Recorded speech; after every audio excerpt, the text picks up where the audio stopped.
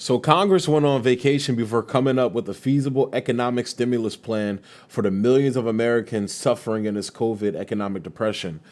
They went on fucking vacation while people are going bankrupt and at risk of eviction or foreclosure. But they bailed out Wall Street and big banks the moment all this shit kicked off. That should tell you where their priorities lie. However, it gets even worse. With the fact that House Speaker Pelosi called Congress back in session, not to hash out a stimulus for the people, but to, quote, protect the election and score political points against Donald Trump. You know, she talks like she's drunk all the time. You know, that's how Pelosi talks. This is exactly why the Democratic Party lost in 2016 and why they're about to fucking lose again. Because they don't care about working class Americans. They haven't since the Jimmy Carter era. They only care about their donors, themselves, and their egos, which is why they crave scoring these bullshit political points. How about instead of kneeling in kente cloth, you actually fight for legislation that helps black people, like Medicare for All, defunding and reallocating the police and military budgets to build infrastructure and jobs in these impoverished neighborhoods, instead of wagging the finger at voters who refuse to vote for a warmongering Wall Street cuck piece of shit like Joe Biden. How about you actually fight for policies like Medicare for All, Green New Deal, Housing First, et cetera, like that most of the voters in your party want.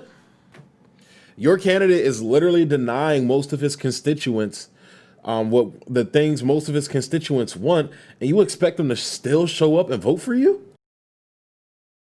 The Democratic Party has gotten so corrupted by the donor class that their strategy isn't to get actual Democrats to vote for them, but to instead chase the moderate Republican vote. And if you don't believe me, here's Chuck Schumer to tell you. Trump is so new that this is the second point, for every blue-collar Democrat we will lose in Western PA, we will pick up 2, 3 moderate Republicans in the suburbs of Philadelphia. And you can repeat that in Ohio and Illinois and Wisconsin.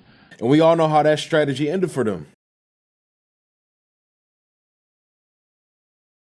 So yeah, I know I sound like a broken record at this point, but it's like, you know, just consistently the Democratic Party, like the Republican Party already lets you know what it is. You feel me? And it's like there are some people within that party, you know, like a Josh Hawley. I would, you know, during when the COVID shit first broke out, I would have said Mitt Romney, but then you find out he had underlying reasons for why he was calling for UBI and all that shit. But there's some good ones in the Republican Party that I feel like should be coalesced with the left. You feel me? And it's like if that were to happen, like both parties would be in trouble. But the Democratic Party specifically, they let you know what it is, bro, at every fucking turn, and they wonder why they can't like get these Trump voters, because that's what they're literally trying to do. Joe Biden is a fucking moderate Republican. Don't listen to what fucking Tucker Carlson tells you. Don't listen to what Ben Shapiro or Steven Crowder tells you. In one breath, they'll sit here and tell you Joe Biden is a warmongering, corrupt piece of shit that he'll say the same shit that I and a lot of other lefties say, like, you know, he's a warmonger, he locks up black people, this and that, but then like literally right after that, he's not tough on crime enough though, he's a Marxist, he's trying to end up like they can't make up their mind, like, okay, is he Bernie Sanders or is he Ronald Reagan? Like, make up your mind. Like, and they can't do that because the policies that they want to critique him on are popular amongst American voters. A lot of American voters want the shit that Bernie was talking about. Sorry to break it to you.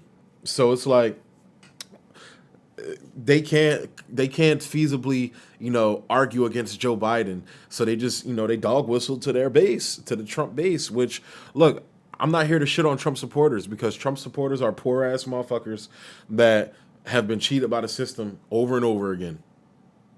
Like, you know, I definitely don't agree with a lot of their stances, and that's coming from me as a former Trump supporter. I used to be a Trump supporter. Back in 2016, you know, I was all Hillary'd out, then I had my little political awakening, and I was like, oh, Trump's my guy, you know, walking around trolling the fuck out of people with Trump and everything. I was about to get a MAGA hat. But Then, I just started reading more into politics. Literally, the information's out there when you just read. If people would just take the time to read, stop watching videos about shit, read. That's something that I feel has been missing within America too. It's a lot of people out here that don't read. So read.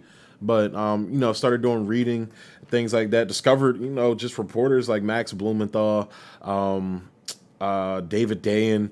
There's a whole lot of good journalists out there that are telling you the truth. I feel like, especially like that Trump MAGA, that MAGA bubble likes to, just pay, you can't trust no journalists, so we only trust QAnon. Like, and they just, bring up like articles that people like Ben Shapiro and shit write. Like, and it's like, look, I get it, bro. I get it. I definitely get it. But it's like, we need to demand better from Donald Trump. Like, people just defend Donald Trump and things like that. And it's like, bro, Donald Trump is doing the same shit Barack Obama was doing. He's doing the same shit Bush was doing, but he's just not doing it as bad. And the difference between them, Donald Trump and the rest, is that Donald Trump literally tells you what he's doing. We're here for the oil. That was it's so funny. I'm bringing that up because I'm making a video about that right now. So hilarious. Like, you guys will see it, but it's like, we're in Syria for the oil, okay? Like, he left troops in Syria. You know what I did? I left troops to take the oil. I took the oil. The only troops I have are taking the oil. They're protecting the oil. I took over We're taking the oil. We're not taking the oil. Well, maybe we will. Maybe we won't. You're protecting the facility. I don't know. Maybe we should take it. It just tells you the truth. So, yeah. A lot of people say I like Trump because of his honesty. I don't like him being honest about being a fucking war criminal. Sorry, not sorry. So, but yeah, so that'll end this rant this time. Thank you guys for tuning in. Like, comment, subscribe, and share. Emphasis on the comments. I want to hear what you guys thought about the People's Party. Let's get it, yo. Nina Turner bodied that speech, man. Nina Turner and Nick Brana, honestly, they were my favorite speakers there. And it was like, everybody else was amazing too, but those are the ones that stood out to me. Queen Nina, man. Oh my God. One of our greatest speakers. So comment, let me know what you guys thought, obviously about this video, but also about the People's Party. Keep that People's Party momentum going. And yeah, thanks for tuning in. Peace. Be easy.